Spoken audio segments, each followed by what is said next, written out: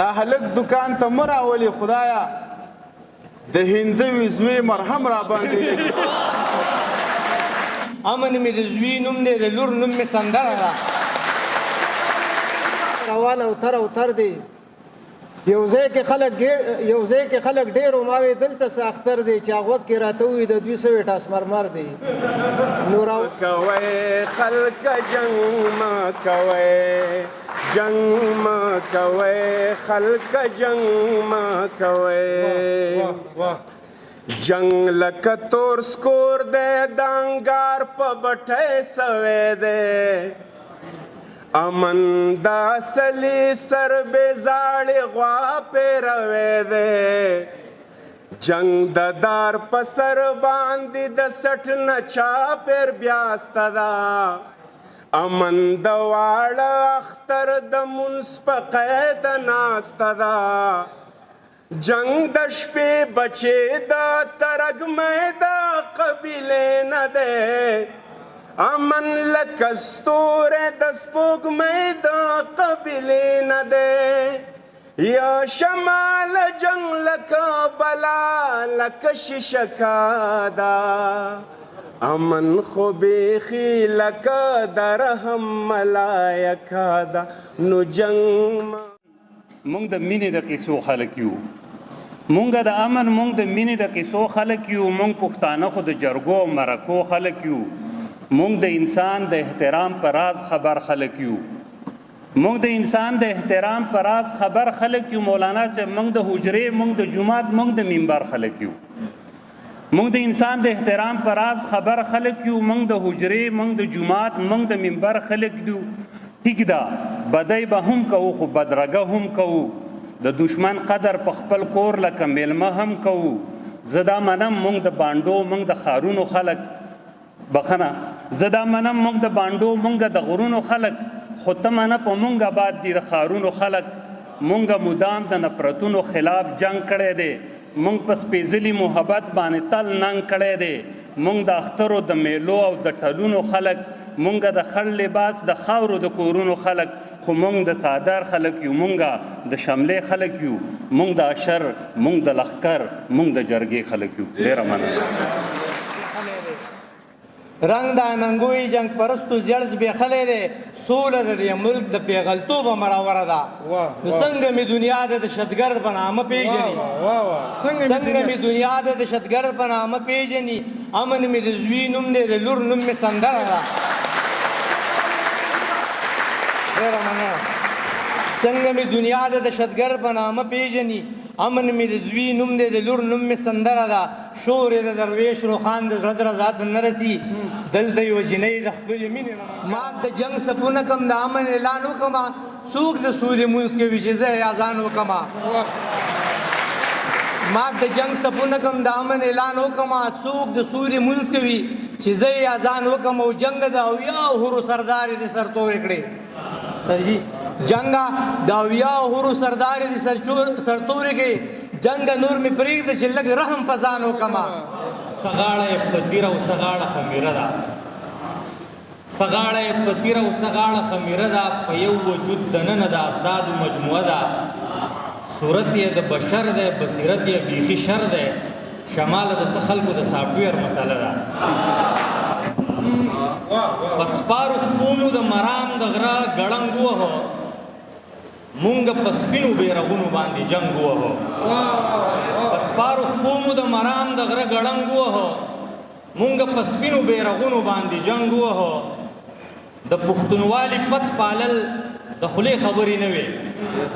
د پښتونوالي پت پالل د خولې خبرې نه وي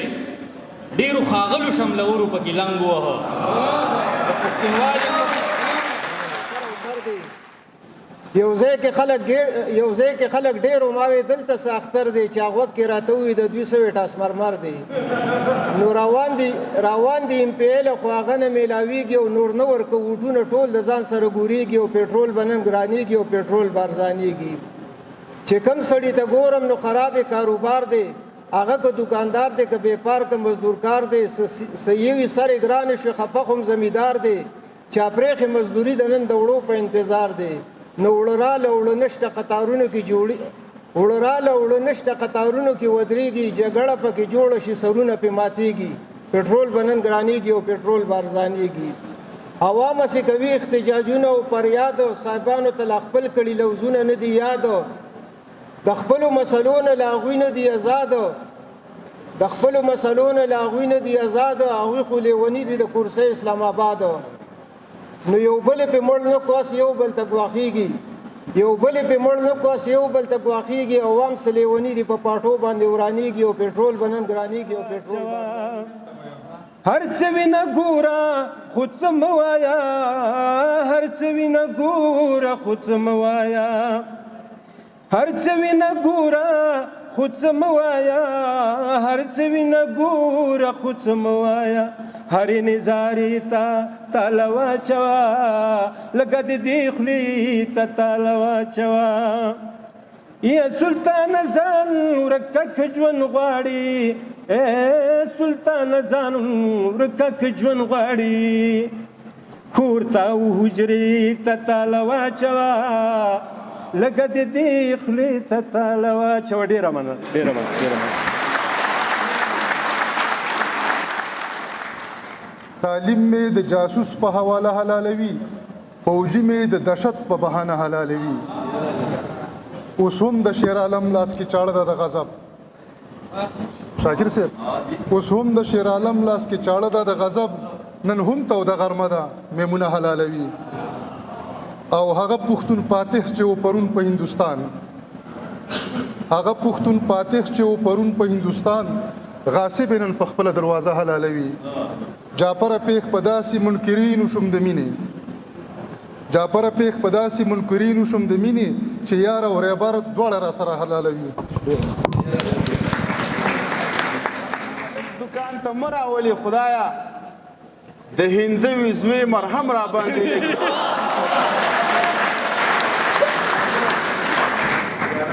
یو څو شیبرونه نور دي چې زړه مې غورځېږي خدایا بیا کومه برباده راځي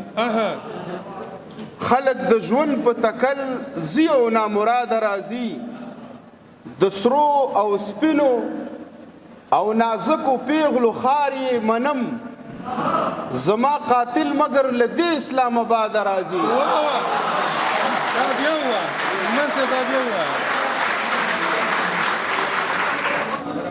خبره واوره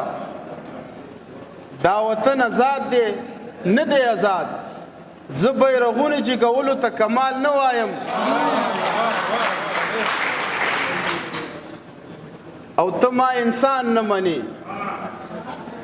حق مې تر اټک نه منې زه حق لرم چې شعرونه د اقبال نه وایم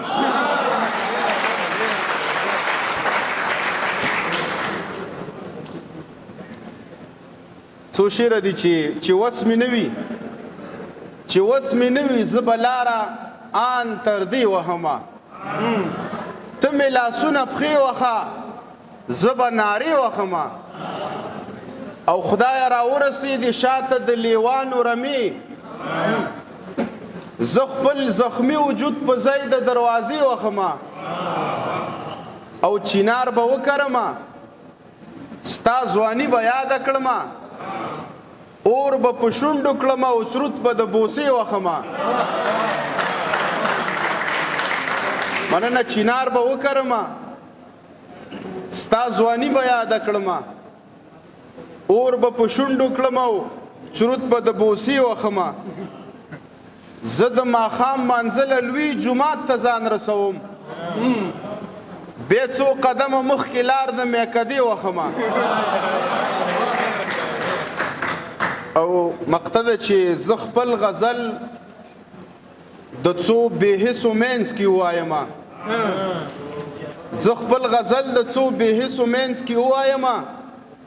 زه لیونی یم چې مړو ته چمبې وخمه هغې ته موږ وګورو پښتو ژبه چې جهنمي ګرځولی شوې نو دا جنتي ژبه ده دا د کومو غرضونو دپاره جهنمي کړی شوې ده خو موږ به همت نه بیلو تاسو دا یاد لرئ د امیر کروړ په وخت کې زموږ پښتو ژبه وایي سوچه پاتې وه د روښانیانو بیا د کلاسیک دور چې رالی د خوشحال دور نو په هغې کې د عربۍ هندۍ او د پارسۍ ژبې اثرات په پښتو باندې رال خو 1400 کاله پس پښتو د امیر کروړ درجې ته واپس رسېدلی هغه شان خالص پښتو راله چې څنګه 1400 کاله مخکې وه او د هغې یو لوی دلیل وایي دا دی مجاور احمد زیار دا په اکسفورډ پوهنتون کې زموږ یو پوهان دی پښتون لیکوال دی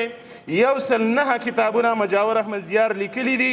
او دا ټول په ټوله په داسې سلیسه پښتو کې لیکلي دي نګار صاحب چې د پښتو نه بغیر پکې بل توری نشته